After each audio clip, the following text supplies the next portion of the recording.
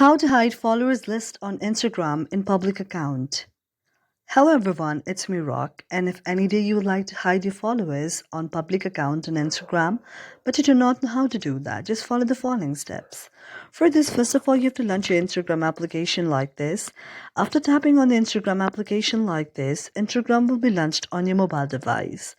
Now, first thing that you have to remember is in order to hide the followers in your public account in Instagram, the only way is that you can just restrict the person from whom you'd like to hide the followers, because apart from that, there is no any other way.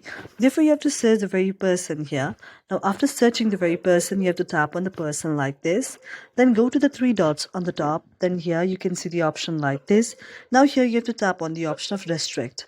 Now after you restrict the person here, the person will not be able to see your followers and not contact with you nicely. So this is only the way on how you can do that. Apart from that, there is no any other way on how you can hide your followers from any of the person there if there is any public account. Thank you for watching our video, and if you really like it, do not forget to subscribe our channel.